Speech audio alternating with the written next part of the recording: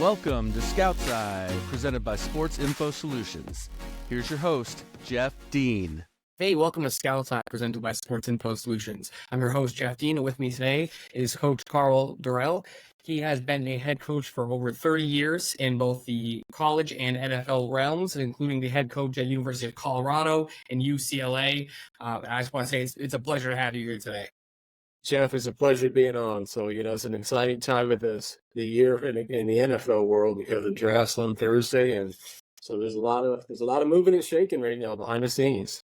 Yeah, it's honestly, I think most people that follow football, it's one of their favorite times of year outside maybe the Super Bowl or the college football playoff have their teams in it. But I think some of the listeners have heard us talk about scouting reports from our perspective and a few of our colleagues and kind of what they see. But what I think would be really interesting is kind of hear what a coach goes through in this process and kind of what their role is leading up to the draft. So my first question for you is kind of just what does it look like from a coach's perspective?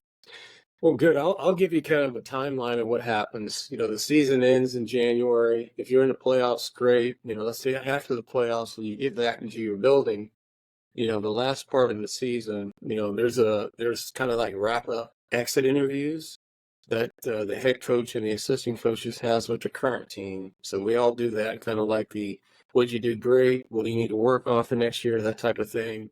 Kind of put that kind of to bed, knowing that after you kind of had those exit interviews, you're now transitioning right now into the draft. So the things that are important early on is, free agency. Sometimes these teams are acquiring other players from other teams that are open, have open contracts.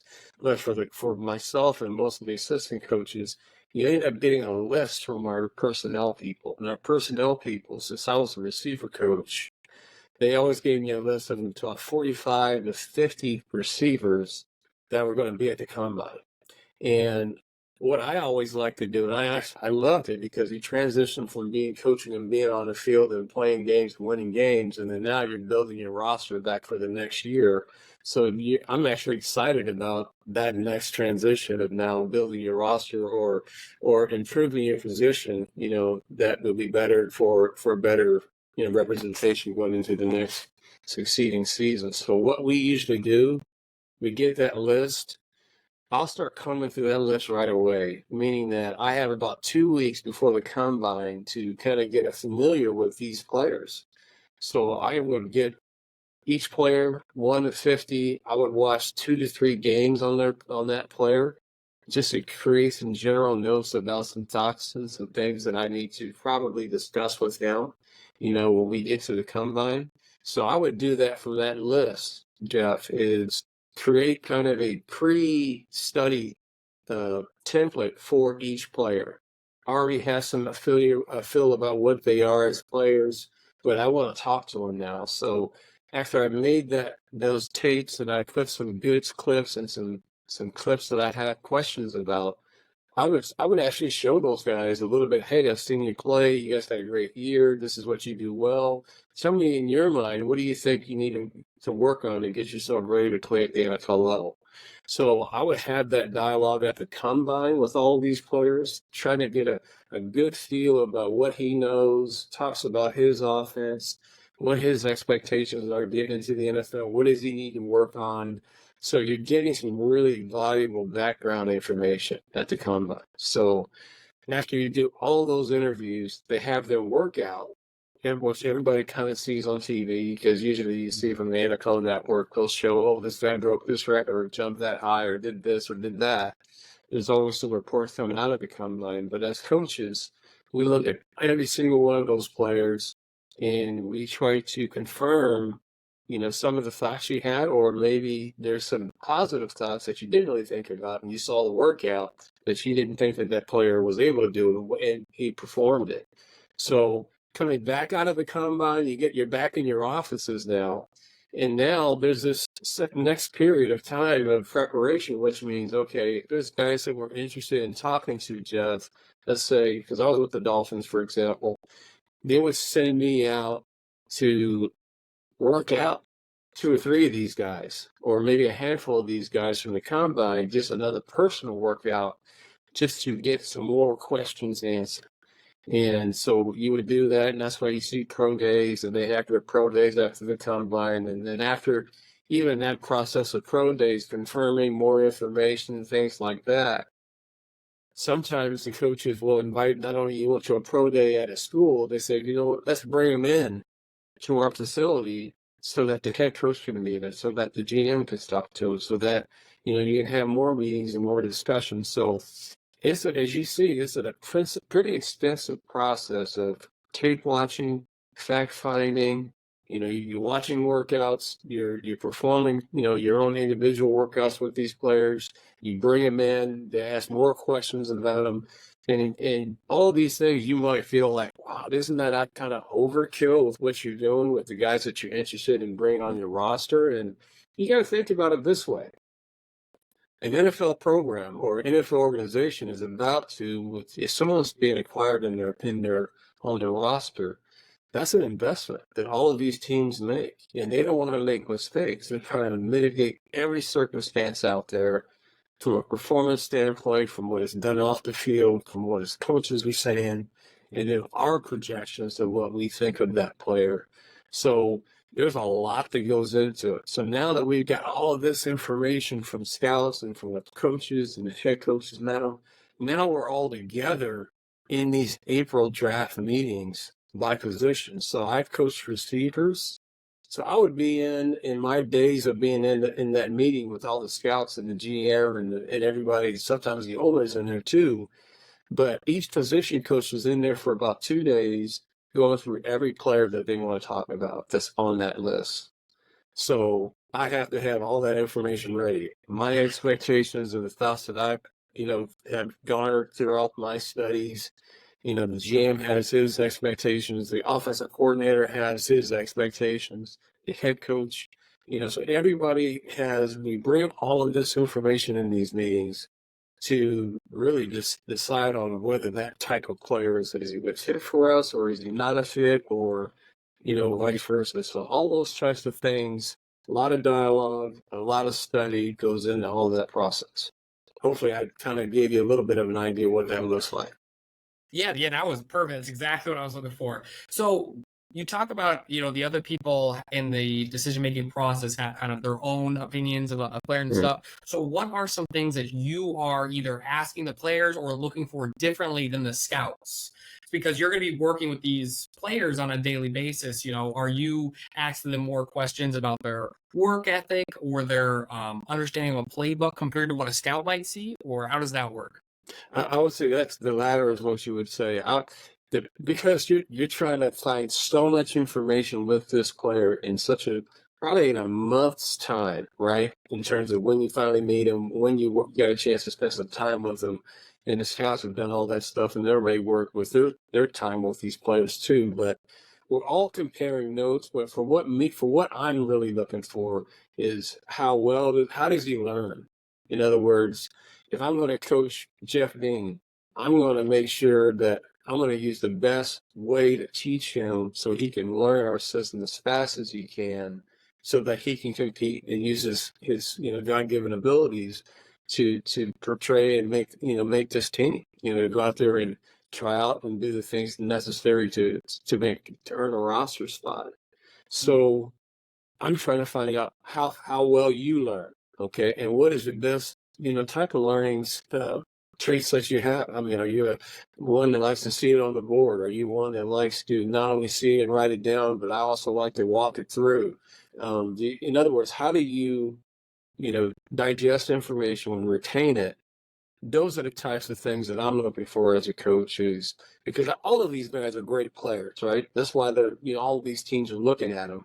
But you're trying to find the right guys with the right type of mental framework to learn so that they can have the ability to make the team. Sometimes you'll see a lot of guys in the NFL that come from simple systems and they may be challenged in an NFL system to learn it. And if they're challenged that way, then that's going to make them play really more tentative, not aggressive, not assertive, not confident. Sometimes that happens if you feel like players can't quite keep up with the information that's being said day to day. I have to figure all those things out because I want to make sure that each player that I get a chance to coach feels that he has a chance to make this team. And that's kind of that carrot that you're dangling with all of these players is that we want to improve our roster. We want you to get a chance to make this team and show us what you got. Giving us your best representation of yourself. I think those are the things that are important. I like that. So when you have these players that learn differently, are you factoring that into your draft discussion at all, or is that just how you're seeing their what you think might happen after the draft? So No. if you find, yeah, Yes, absolutely. I'm talking about my information that I figured out from that player with everybody in the organization. I think that, if he's this type of learner, I think he can grow fast and really understand our system in a very confident way. I mean, those are the things that I like to express with our people that's in the organization. Sometimes is, you know what, he really needs walkthroughs to really retain it. Shoot, that's my job as a coach is to put him on a platform so that he can have the skills that he needs to in his how he develops himself. I have to give him opportunities to do those things. And plus, it helps everybody anyway, because even though I might have guys in the room that know the system and has it on a faster pace, it's okay for them to review in their mind, well, walking through with some guys that quite aren't at that level, for them to have a checks and balances of, oh yeah, this is what the play that we just talked about. Here's the route that I'm running. I'm running at 14 yards, and these are the adjustments I have to make, depending on what the coverages are. They get a chance to Rolodex all of that information on their own, even though I might be teaching someone else. It's in a more simpler platform. The guys that really know it can really detail their game and really can help, obviously, their case, on their own. mm, I like that. So switching a little bit now. So you talked about receivers. So how do you look at receivers to play special teams when they don't play those roles in college, right? Because the NFL is basically the best of the college players, and they're going to be playing a lot of their receiver snaps there, but maybe don't play special team snaps. So what do you look for to determine if a guy is going to play valuable special team snaps at the NFL level? Well, we do look to see if they are playing any level of special teams first at the college level. And most of the stars aren't because they're the stars of the team, but probably in their freshman, sophomore, junior years, they might have been a big special teams player, but maybe they became more established. They got phased out of special teams because their need and experience needs to be in their primary skill, which is much more what the stars of your programs are kind of labeled. But a lot of them usually have some background in special teams because if you think about it, when they come into a college environment, they probably aren't starters initially. Well, how do they get a chance to play? Well, probably on special teams first before they get solidified in their own positions, in terms of offense or defense. So I would say you dig for all of that previous experience that they've been through, and you talk with those coaches, and then you also talk with them about what have you done in special teams, what do you feel like you can help, or how can you help our team in special teams from his perspective, saying that, okay, Jeff, I've seen you play special teams as a sophomore, but you didn't play your junior and senior years, but you did some very good things. Well, what were your best teams that you remember when you played as a sophomore? What units did you think you performed the best? And then I'll ask for that type of dialogue and then some information about learning that process. So it's usually most of them, I would say in general, have some level of special teams, Jeff. Not a lot, but that still gives us a little bit of an answer, given how we've already graded his skill set of where we think he could project to help in special teams, even if he didn't have as much experience there. Sure. I think one of the more interesting trends we're kind of seeing in the NFL the last couple of years is that a lot of smaller, lighter receivers are being able to play on the outside and kind of down the field because of how they're being aligned with either motions or stacking on the outside. So, do you think over the last several years that teams have changed how they evaluate smaller receivers from a offensive scheme perspective? You're probably, I mean, that's probably a true statement. Jeff, but it just depends on the organization. I mean, certain teams like a certain profile at their positions.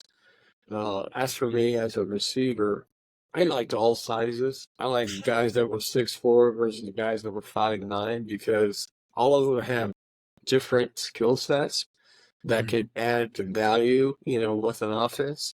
So I never wanted anyone that was kind of a cookie cutter uh, position. In other words, I didn't want everyone at the wide receiver position to have the same skills and the same height. And they come the same height. I like the differences and the variations because usually the smaller athletes are very athletic, very quick, fast, explosive, great change movement people, where the bigger, longer receivers have more length and they probably are more of the deeper threats where they can, because of their size and even in tight coverage, their size gives them a great chance to kind of extend, catch passes, over corners or safeties. So the goal offensively is to make sure that as coaches that we put the right receivers in the right spots, given what their role is in that particular play. So biggest thing more than anything, Jeff, is not necessarily the size of little guys or big guys, is really their abilities to multi-align in formations and then utilize that skill set. I would say that's more important than anything is you can't just be an X receiver or a Z receiver or a zebra or a nickel receiver.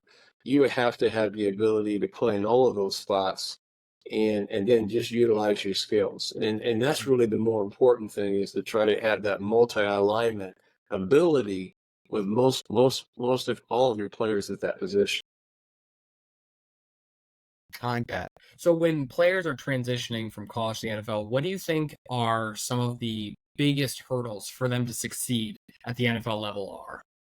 I would say because there's a lot of college systems that don't use a lot of variations. In other words, if you're spread off, and sometimes there's college systems out there that tell you that because they go so fast and they don't huddle, that they will want their receivers to, if you're on the right side, you stay on the right side. If you're on the left side, you stay on the left side. So you see a lot of that in the college game and even in the high school game. Whereas I would say in the NFL, you don't see that. You're going to see more intent with how we line up. There's people, sometimes you see tight ends lined up as an X, right? Isolated all the ways in, to get, just try to, really create coverage advantages for him if he's lined up as a single receiver away from everyone else, for example. We would like to be able to, the college game is more system driven.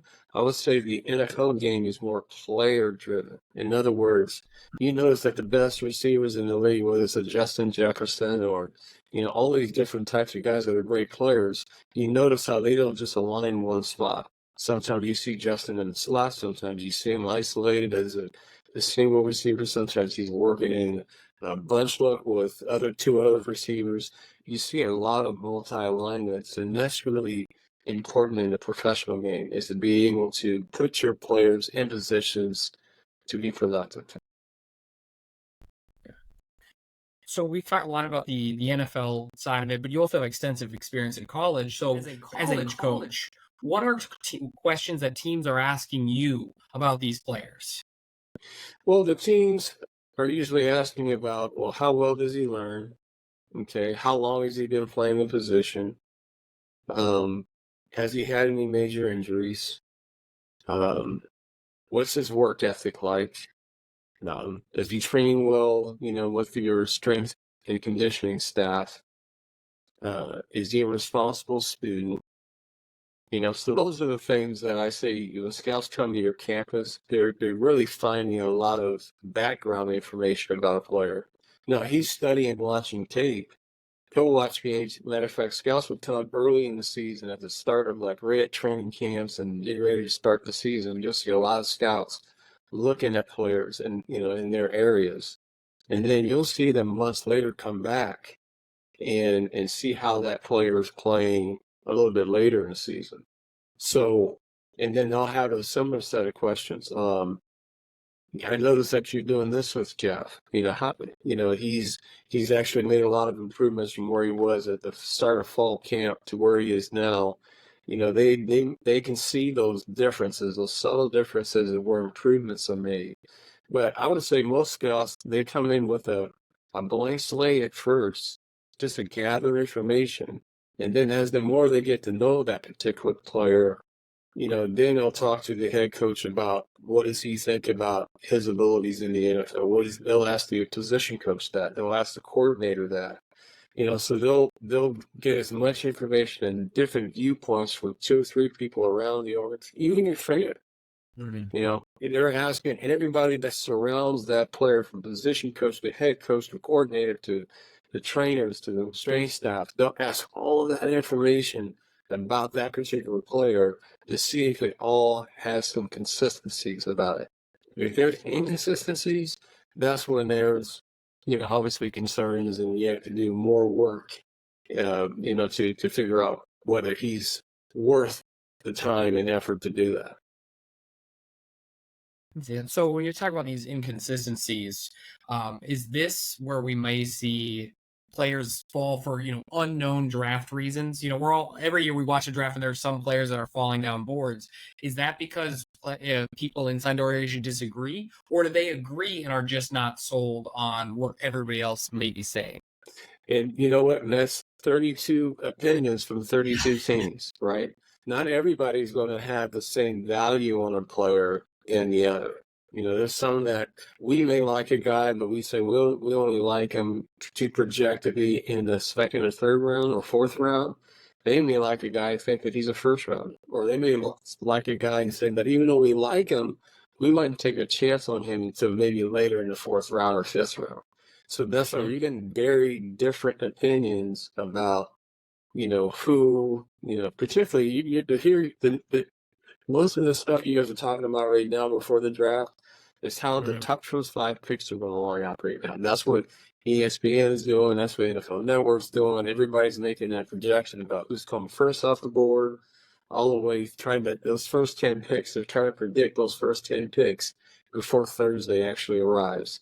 And sometimes there's surprises in there, right? Like you said, some guys are off, some guys are actually elevated up into that area. There's always a surprise. But that's because everybody has difference of opinion, and it also depends on whether there's a strong need for that player. So in other words, all the values that 32 teams have aren't the same, because some may value other positions that they need to get under wraps or fixed more than others.